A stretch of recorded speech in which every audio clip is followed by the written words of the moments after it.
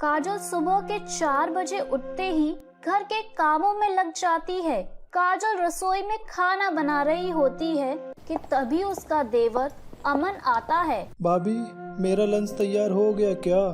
आज मुझे कॉलेज जल्दी पहुंचना है। हाँ देवर जी, बन गया, बस पैक ही कर रही थी। अरे बहू, मेरी चाय कहाँ रह गई? अभी तक आई नहीं। देख कहीं रास्ते में तो नहीं भूल गई।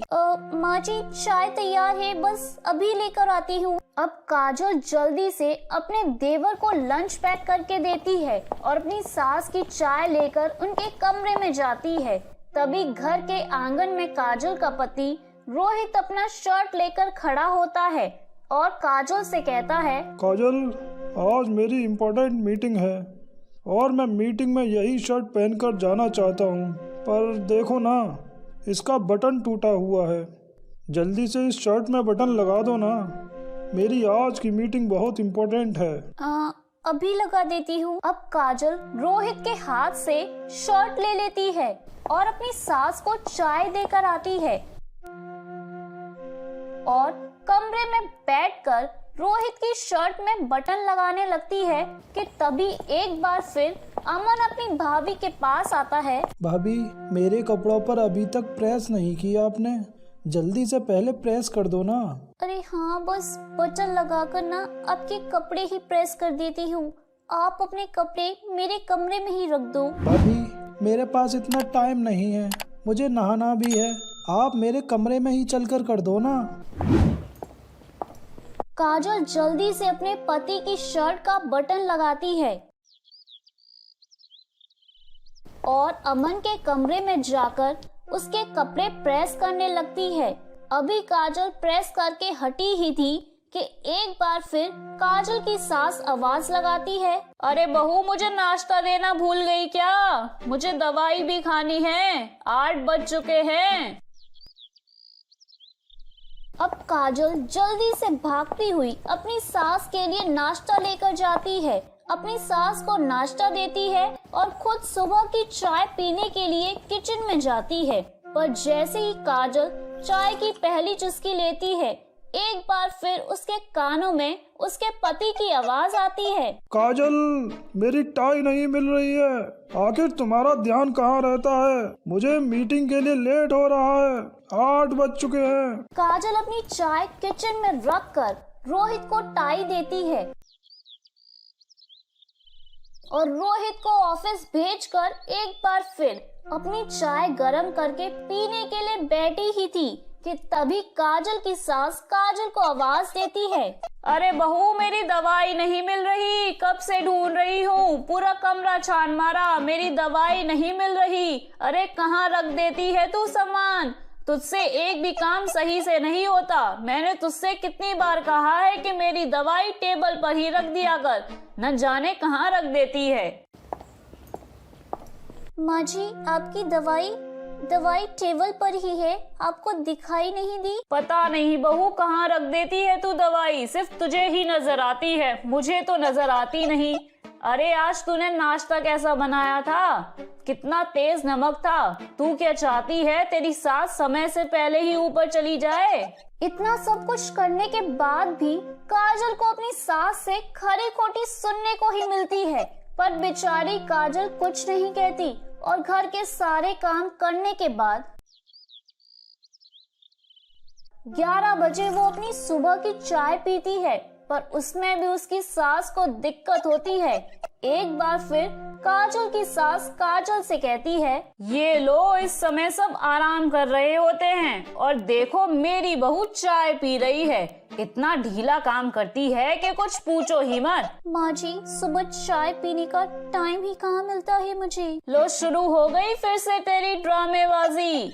खैर, मैं तो तुझे इसलिए बुला रही थी कि मेरे पैरों में बहुत दर्द है, जरा दबा दे तो।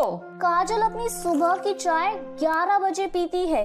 चाय पीने के बाद काजल अपनी सास के पैर दबाने लगती है। इस तरह से हर रोज काजल घर के कामों में बिजी रहती और सुबह होते ही एक पैर पर घर का सारा काम करती, पर फिर भी उसके ससुराल वाले उसकी जरा भी कदर नहीं करते और उसके कामों में कमियां ही निकालते रहते। काजल, तुम्हारी वजह से आज मैं मीटिंग में लेट पहुंचते पहुंचते बचा हूँ। जरा भी ख्याल नहीं रहता मेरी शर्ट का बटन टूटा हुआ था, ये नहीं है कि लगा दूं। सब कुछ तुम्हें बोलना पड़ता है। ये सब छोड़िए, मुझसे गलती हो गई, मुझे माफ कर दीजिए। आगे से ध्यान रखूंगी। आपकी मीटिंग कैसी थी? सब कुछ अच्छे से तो रहा ना? मीटिंग अच्छी थी, पर अब मैं बहुत थक गया हूँ। जल्दी से मेरे लिए डिनर लगा दो। वैसे माँ ने खाना खा लिया क्या? हाँ, खा लिया है, बस उनको दवाई देना बाकी है। आप फ्रेश हो जाइए, मैं आपका डिनर लगा देती हूँ। काजल अपनी सास को उनकी दवाई देकर आती है और रोहित के लिए डिनर लगा देती है। समय ऐसे ही बीतता है, पर समय के साथ काजल के ससुराल वालों को उसकी कदर नहीं होती है और सब उससे नौकरों की तरह काम करवाते हैं और उसे नौकर की तरह ही ट्रीट करते हैं।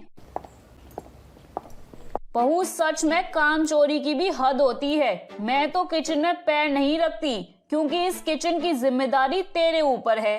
पर देखो किचन की हालत क्या कर रखी है। फ्रिज में एक भी सब्जी नहीं है, इसलिए तू हमें दिन रात आलू बनाकर खिलाती है। ये नहीं कि 2 कदम चल लो और मार्केट से थोड़ी सब्जी ले आओ। माँ जी, मैं अभी घर में काम ही कर रही हूँ, किचन साफ हो जाएगा, आप थोड़ा समय दीजिए। और आज मैं सब्जी लेने मार्केट जाने ही वाली थी, आप इतनी चिंता क्यों करती हैं? अरे चिंता तो होगी ही ना। मेरे घर की जिम्मेदारी एक ऐसी लड़की के हाथों में है जिसे कोई काम ठीक से करना आता ही नहीं है। इतना कहकर काजल की सास वहाँ से चली जाती है और कुछ देर बाद रोहित भी काजल को खरी खोटी सुनाने लगता है। काजल, तुम क्या करती हो? इतने प्यार से मैं अगर एक छोटे बच्चे को समझाता ना, तो वो भी मेरी चीजों को हाथ नहीं लगाता, पर तुम हो कि मानती नहीं हो। मैंने यहीं पर फाइल रखी थी और तुमने यहाँ से गायब कर दी। अब जल्दी से बताओ, फाइल कहाँ रखी है? रोहित जी, मैं सच कह रही हूँ, मैंने आपकी किसी भी चीज को हाथ नहीं लगाया।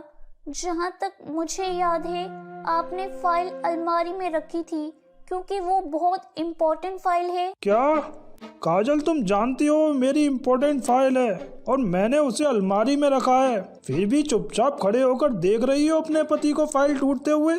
मुझे बता नहीं सकती थी क्या? रोहित काजल को बिना किसी गलती पर डांट ही रहा होता है कि तभी वहाँ पर आग लगाने के लिए काजल की सास भी आ जाती है और वो अपने बेटे की बातों में हाँ मिलाने लगती है। अरे वही तो बेटा, तेरी बीवी से एक भी काम नहीं होता सही से, और अगर इसकी गलती कोई बता दे तो ये हमें ही उल्टा सुनाने लगती है। इसकी वजह से कल अमन भी लेट हो गया था कॉलेज पहुंचने के लिए। पता नहीं सारा दिन क्या करती रहती है। बस बहुत हो गया आप सबका, मैं इस घर की बहू हूँ, कोई बाई नहीं। आप सब मुझे नौकरों की तरह ट्रीट करना बंद करो, और अगर आप चाहते हो कि आप सबको सब कुछ टाइम पर मिले तो प्लीज इस घर में एक नौकरानी रख लो, ठीक है? अकेले मेरे बस की बात नहीं कि इतना सब कुछ मैं अकेले कर पाऊँ। आज काजल के सब्र का बांध टूट ही जाता है और आखिरकार वो आज अपने दिल की बात अपने घर वालों के सामने रख ही देती है, जिसके बाद रोहित और उसकी माँ ने मिलकर घर में एक नौकरानी रख लेते हैं। तो मेरे प्यारे दोस्तों, कैसी लगी आपको मेरी ये कहानी? मुझे कमेंट करके जरूर बताएं और अपने दोस्तों के साथ शेयर करें। अगर आपने मेरे चैनल को अभी तक सब्सक्राइब नहीं किया है तो नीचे वाले बेल आइकन को दबाकर सब्सक्राइब कर लें। तो मिलती हूँ मैं आप सभी से फिर एक नई कहानी के साथ। तब तक आप अपना ध्यान रखिए। बाय बाय दोस्तों।